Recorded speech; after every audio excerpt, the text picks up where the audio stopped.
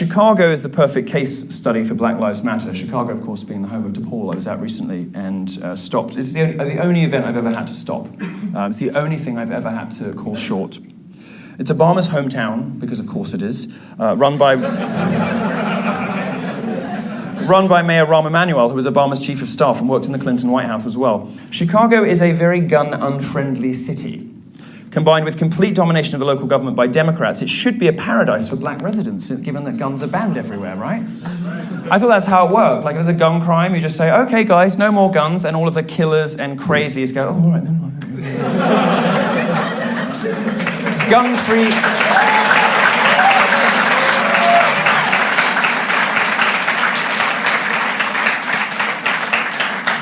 This, of course, lays bare the insanity of the liberal mind. You know, there's a shooting at a school, or there's a shooting at a shopping centre, or a military base, and their answer is less guns, not more, so that people can't protect themselves against crazy people who, of course, if you just simply put up a sign saying, no guns here, please, would obviously listen.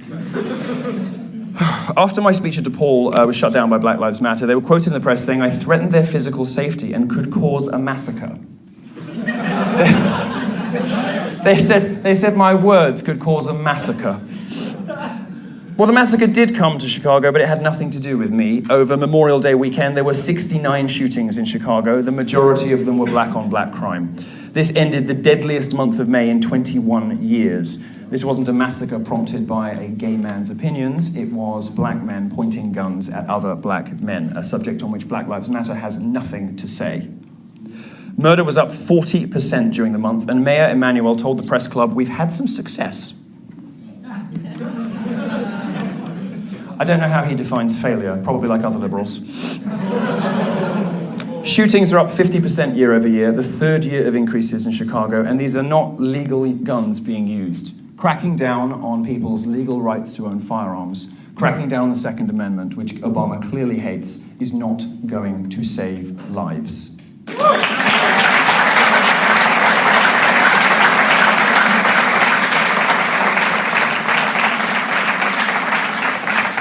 And if you doubt that, and there's sometimes some idiot in the back saying, where's your statistics from?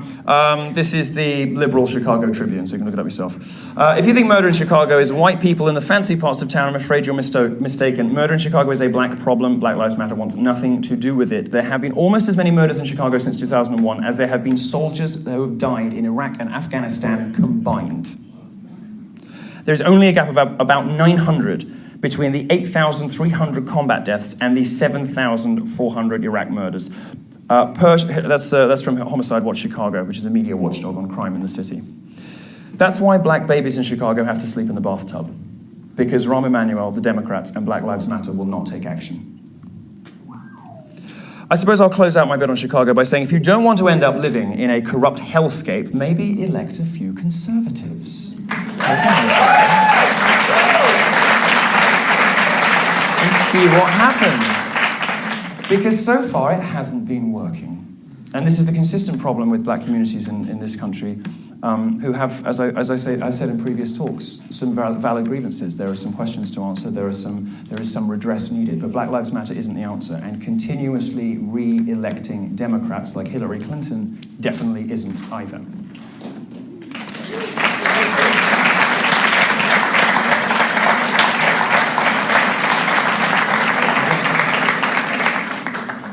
Chicago was my big city example in this talk. Do you know if you look at the 20 largest cities in America, the state Chicago is in might explain why it is only Chicago that is losing population. A lot of the people leaving are blacks, wealthy and middle-class blacks, because they're not safe in their own neighborhoods. It's actually a reverse migration south to the suburbs of Atlanta. Because social justice warriors don't particularly care about black children staying alive, but black people do. So those cities that are run by progressives and liberals are experiencing a black exodus. What more do you need to know? Black people don't want to live in cities where these people are elected. And as for Black Lives Matter, well, black lives do matter, so why don't you pay attention to where blacks are really dying? The streets of Chicago's South and West Side, along with so many other black neighborhoods in this country, Officer Friendly is far less likely to shoot you than the guy selling 8 balls outside your apartment. Seems a bit crazy that it takes one gay British conservative, even one as stunning and handsome, popular, brilliant, talented... Sorry, my speechwriter went a bit crazy. looking for a bonus. To point out that Black Lives Matter is not even addressing the right problems. I like to imagine them organising a conference in Antarctica. They'd all show up in beachwear. Except DeRay, of course, he's had that fucking vest on. What Black Lives Matter is doing to black people is manipulating them into doing bad things, overreacting. It's manipulating them into hysteria. It's manipulating them into bad behaviour. We saw at DePaul, for instance, at my speech recently. And it is blinding us to the realities. It is also demonising one of the best institutions in America. You're a very young country, and you don't have many institutions to speak of. Certainly nothing like I had. I was in San Francisco once, and I was in one of those speakeasies. You know the place you have to go down like into a basement to drink very bad, very overpriced cocktails.